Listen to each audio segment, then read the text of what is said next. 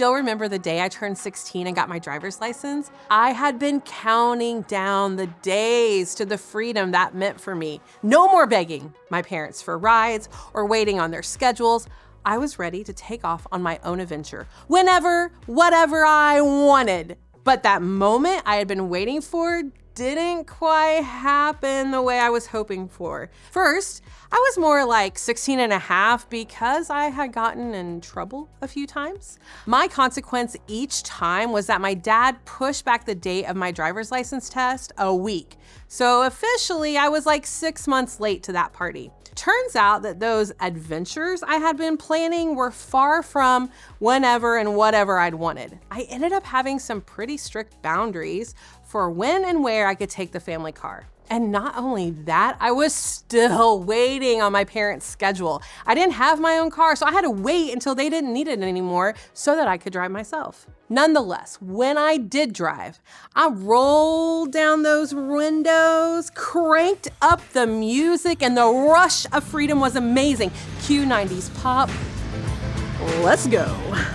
But that thrill, it didn't last very long because just a few weeks later, the flashing lights of a police car in my rearview mirror shattered my newfound confidence. One speeding ticket was all it took to remind me that freedom and responsibility go hand in hand, and sometimes the price of doing whatever you want is steeper than you expected. And isn't that how life works sometimes? We all love the idea of freedom to do whatever we want, but sometimes that freedom leads to regret. You want to do what you want, when you want, how you want it, and when you finally get that freedom, it feels so good until it doesn't. Like maybe you stayed up way too late watching your favorite show and the next day you were exhausted, or you use that freedom to ignore your teacher's instructions and end up with a bad grade. Or you start scrolling, doom scrolling through social media, only to realize it's been 5 hours and you haven't done your homework and there's no way you're gonna finish it before it's due tomorrow. Having freedom is great until it isn't. And this can get even more serious. Sometimes in our freedom, we start wanting things that aren't good for us and we think, it's probably not a big deal. One silly vape pen, no big deal. Watching porn isn't really gonna hurt anybody. Playing video games all night, that's fun. It was one drink, one time. It's not like hooking up with that person's gonna have consequences for me. But here's the deal. Continually using our freedoms to choose things that hurt us can lead to misery. I need you to think about that. These choices can hurt you. You feel guilty or mad at yourself for giving in and saying things like, well, what's wrong with me? What was I thinking? The trade for giving in is a loss of self-esteem. They can also hurt others. Trust can disappear. Maybe you got caught sneaking out and suddenly your parents are mad and your curfew gets earlier and your ability to go out just disappears altogether. The trade for giving in? A loss of freedom. Maybe the way you used your freedom ended up hurting your friends and they want nothing to do with you anymore. Their hurt is real and so are the consequences that impact you. It can become harder to say no. That's how addictions form. Something harmless and enticing can eventually control you. Your relationships, mental health, physical health, and character can all take a hit. We think we're exercising freedom, but instead, we're harming ourselves. So how do we know if we're practicing freedom? How do we make decisions that lead to good instead of regret? So let's go back to Genesis, the first book in the Bible. In part 1, we talked about how people were created to live in freedom and responsibility. But in Genesis 3, everything changes. Let's check it out. Now the serpent was more crafty than any of the wild animals the Lord God had made. He said to the woman, "Did God really say you must not eat from any tree in the garden?" The serpent tricked Eve into doubting God's intention. The snake said, "God doesn't want you to eat this fruit because it'll make you like God." And Eve bought into that lie thinking, this is gonna give me freedom. The woman said to the serpent, "We may eat fruit from the trees in the garden, but God did say you must not eat fruit from the tree that is in the middle of the garden, and you must not touch it or you will die." Basically, Eve responded by explaining that they did have freedom, but there were also boundaries. Now, it's important to note that in Eve's response, she actually went further than the command God actually gave them. God told Adam that they couldn't eat the fruit, but God said nothing about touching it. Could it be that Adam didn't relay the message? Had she made up extra rules for herself? I mean, we don't know, but whatever the case, the serpent didn't give up. Let's keep reading. You will not certainly die, the serpent said to the woman, for God knows that when you eat from it, your eyes will be opened and you will be like God, knowing good and evil. So now we see that the serpent planted the idea that maybe God is hiding something from them. Maybe there's something good that God's withholding because God doesn't want you to have it.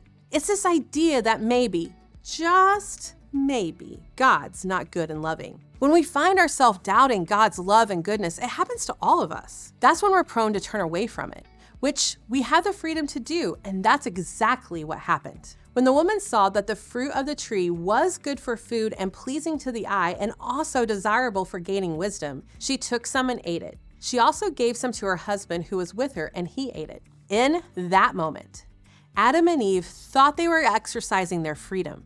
They probably thought, hey, we're over here making our own choices. This is what freedom looks like. But what they didn't realize was that not all choices lead to freedom. So what happens next? Well, they ate the fruit. At first, it seems fine. But then shame kicked in. They hid from God. The harmony they had with God and each other was gone. Meanwhile, their choice ushered total chaos into the world, breaking everything in its path. And here's the thing. Before the fall, Adam and Eve had real freedom. They walked with God in the garden, fully known and fully loved. They had peace, joy, and purpose. Their choice didn't lead to more freedom. Eating the fruit did not make life better. It made life harder. Shame entered the picture, and their relationship with God became strained. Their relationship with each other suffered consequences too. And they experienced consequences that affected the rest of their lives. And while they could still experience peace and joy, those things might be more difficult to find. And yes, they still had purpose in the world, but they'd face new difficulties as they worked to achieve that purpose. I need you to remember this. If it isn't beneficial, it isn't freeing. The Apostle Paul, a teacher in the early church, understood this. In the New Testament, he wrote, I have the right to do anything you say, but not everything is beneficial. I have the right to do anything, but I will not be mastered by anything. Paul clarifies that not everything is beneficial, even if it's technically allowed. Just because you can do something doesn't mean you should. Paul says, I will not be mastered by anything, highlighting that some freedoms can actually become addictions or sins that control us. We experience true freedom through Jesus by turning away from destructive behaviors, not indulging in them. How we choose to use our freedom should be guided by what's good for us and what honors God and what builds others up. That leads to real freedom, and real freedom sets us up to live well. Now, we might think skipping practice sounds free. I have more time to do what I want to do. But when you lose that spot on the team, it's not so freeing anymore. Or maybe you're like, I'm gonna eat all the junk food I want. That's freedom. Well, it's freedom until you get sick, and then it's not freeing. Freedom isn't just about doing what you want in the moment. Real freedom is about making choices that lead to something good, something beneficial for you and others. Can we just be honest though? We all occasionally make the wrong decision that isn't beneficial. So what do you do then? Let's go back to Adam and Eve. See, even when Adam and Eve messed up, God still pursued them. God still loved them. God didn't leave them alone in their shame and regret. It's not the end of the story. God didn't want it to end there. See, many years later, God changed the narrative and it altered human history forever. The story reached its ultimate pinnacle. For God so loved the world that he gave his one and only Son, that whoever believes in him shall not perish but have eternal life. For God did not send his Son into the world to condemn the world, but to save the world through him. Out of God's love for us, God allowed the worst thing to happen to the best person. In Jesus, we experience the extent of the goodness and love that God has for us. Jesus gave up his life so that we can have it. He is our Redeemer and Savior. He is the ultimate sacrifice. Because of Jesus' life, death, and resurrection, you and we get to have a close relationship with God that lasts forever. It's not about what you and I do. It's about what Jesus already did.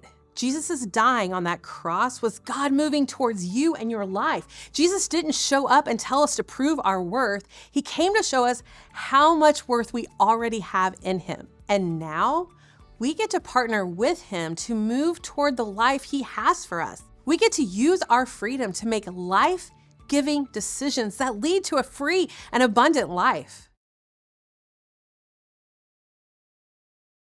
So how do you use your freedom to make choices that you won't regret? Friends, first I want to tell you, slow down. Before you rush in and make a decision that could cause unnecessary harm to you or others, pause, pray, and consider a few things. When we're rushing through life, we have the tendency to skip past important decision-making skills that can make all the difference. So here are 3 simple questions you can ask yourself once you slow down and pause. So the first question is, what do you want most? Do you want to be trusted? Do you want to succeed in school? Do you want to have strong friendships? Do you want to make decisions that honor God and show love to others? Take some time to think about it.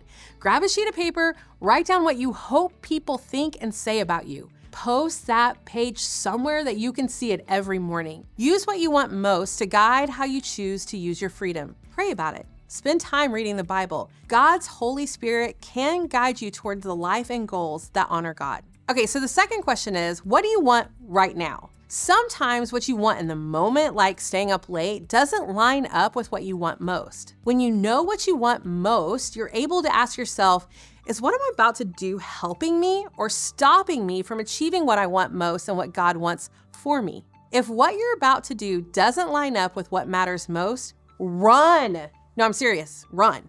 Do whatever it takes to escape that situation and make the wise choice that will lead to real freedom. Now, the third question is, why do you want it? Ask yourself, what am I hoping that this choice will give me? Sometimes when we're hoping a decision will give us approval from others or a feeling of importance, in those moments, we need to remember that we are already loved and valued. And when it comes down to it, doing something that isn't beneficial can never bring us something good. All right, so let's try an example. Can you go back to my story in the beginning when I talked about getting my license? What did I want most? See, I wanted to have freedom to drive. I wanted my parents to trust me to drive. What do I want now? Well, as I was speeding down the highway, I wanted to drive fast and feel cool. Why do I want it? Well, maybe my friends were in the other car speeding. Maybe I wanted to show off and feel accepted. Had I remembered what I wanted most, maybe I wouldn't have been speeding. If I had remembered that I didn't have to search for approval from my friends, maybe I would have slowed down. When we're willing to slow down and ask ourselves these questions, we can be more intentional about making choices that lead to freedom. Here's the good news. You don't have to do everything that pops into your mind. Maybe no one's told you that before, but it's true. If you're a follower of Jesus, the Holy Spirit empowers you to say no to the things that are not helpful. And when you do say no, there's a real payoff, more confidence, better overall health, stronger friendships, a freer conscience, and increased peace because you're not hiding things or covering up mistakes. This is a kind of freedom that leads to a better life, not a temporary thrill. It will not always be easy. In fact, doing the freeing thing is sometimes more difficult, but God is with you no matter what. And when you mess up, God doesn't give up on you. God's love never changes. God is always there to forgive, restore, and to help you move forward. So this week, think about the freedom you have. Are your choices leading to something good, or are they leaving you with regret?